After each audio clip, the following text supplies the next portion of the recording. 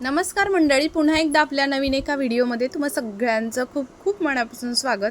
तर हो, आज आपण उकळत्या पाण्यामध्ये रवा घालून खूप मस्त अगदी मुलांच्या आवडीची भन्नाट अशी रेसिपी बनवतोय.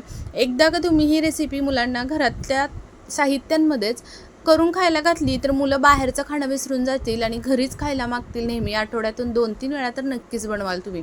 चला रेसिपीला सुरुवात करूयात. तर सगळ्यात पहिल्यांदा आपल्याला पॅन ठेवून घ्यायचा. पॅनमध्ये 1.5 कप इतकं पाणी घालून घ्यायचं. चवीपुरतं मीठ घालायचं, 1 चमचा इतकं तेल घालून घ्यायचं आणि 1 चमचा इतकी चिली फ्लेक्स घालून घ्यायची. आता पाण्याला छान उकळी काढून घ्यायची. पाण्याला छान उकळी आली की त्याच्यामध्ये आपल्याला बारीक रवा घालायचा आहे 1 कप इतका.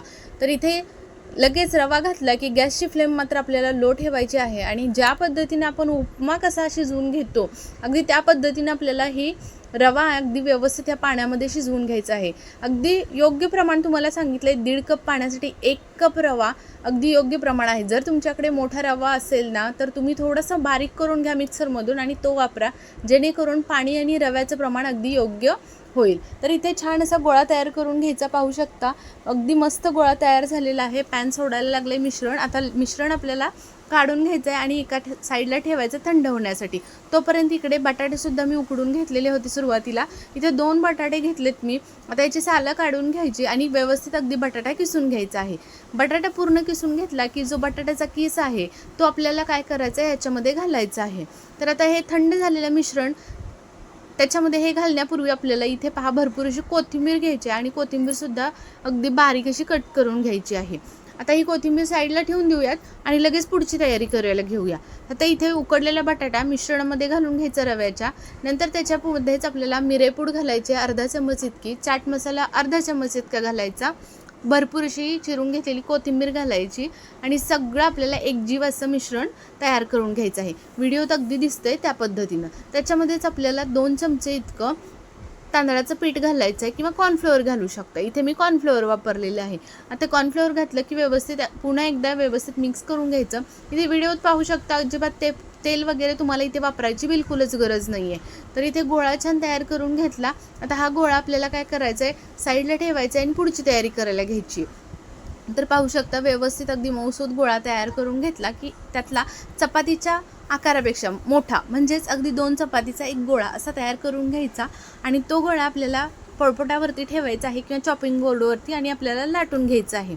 तर पहा व्हिडिओमध्ये दाखवते अगदी या पद्धतीनं लाटायचं आहे. जास्त जाड ठेवायचं नाही आणि जास्त पातळसुद्धा करायचं नाही. तर असं लाटून घेतला की आपल्याला पहा इथे व्यवस्थित अगदी पिझ्झा कटरने त्याच्या मोठ्या मोठ्या असे काप करून घ्यायचे आहेत आणि हे काप आपल्याला मधूनसुद्धा एकच लाईन काढून घ्यायची आहे. आता ही जी आपण स्टिक बनवलेली आहे ती स्टिक आपल्याला अगदी गोल करायची असेल तर गोलसुद्धा अगदी हातावर दाखवते या पद्धतीने करू शकतात किंवा मग याचेसुद्धा तुम्ही बॉल्स बनवू शकता, याची टिक्की बनवू शकता. जसं तुम्हाला हवं तसं वेगवेगळ्या आकारामध्ये तुम्ही याच्या जसं हवं तसं तुम्ही बनवून खाऊ शकतात. तर इथे या पद्धतीने पहा याचे स्टिक बनवलेत आणि लहान मुलांना काय हो अशा पद्धतीच्या स्टिक्स वगैरेच आवडतात जास्त करून. मग अशा स्टिक्स बनवल्या. आता इथे पाहू शकता याच्यावरती थोडंसं कॉर्नफ्लोअर भुरभुरायचं आणि इथे किती हलवलं तरी पण पॅनमध्ये अजिबात तुटत नाही आणि एकदा तुम्ही बनवलं की नाही अगदी महिन्याभर तुम्ही खाऊ शकतात. कारण कसं की एकदा हे मिश्रण तयार करून ठेवलं की अगदी फ्रीजमध्ये आपण ह्याला साठवून ठेवू शकतो. जेव्हा कधी मुलांना हवं आहे तेव्हा किंवा पाहुणे मंडळी आली घाई गडबडीच्या वेळी करायचं आहे तर त्यावेळी चटपटीत असं संध्याकाळच्या छोट्याशा बुकेसाठी वगैरे तुम्ही पटकन काढून ह्या स्टिक्स तळून घेऊ शकतात. तर पहा इथे या पद्धतीनं आता स्टिक्स तयार केलेल्या तर ह्या आता मी तळून घेणार आहे. त्यासाठी मी इथे फॉईल पेपर वापरते. तर इथे पाहू शकता त्याच्याने आपलं जे काही एक्स्ट्राचं तेल असेल ते व्यवस्थित सोकलं गेलं जाईल आणि इथे पहा मध्यम आचेवरती आपल्याला ह्या सर्व स्टिक तेलामध्ये सोडून घ्यायच्या आहेत आणि गॅसची फ्लेम मध्यम ते मोठीच ठेवायची आहे, लो फ्लेम करायची नाही, नाहीतर तेलकट होऊ शकतात. त्यामुळे इथे पहा अगदी व्यवस्थित कलर येईपर्यंत असा कलर येईपर्यंत आपल्याला तळून घ्यायचे आहेत आणि सगळ्या एक एक करून आपण तळून घेऊया. मस्त अगदी आपल्या या कुरकुरीत स्टिक्स तयार होतात. आतूनसुद्धा एकदम पोकळ अशा मस्त जाळीदार तयार होतात.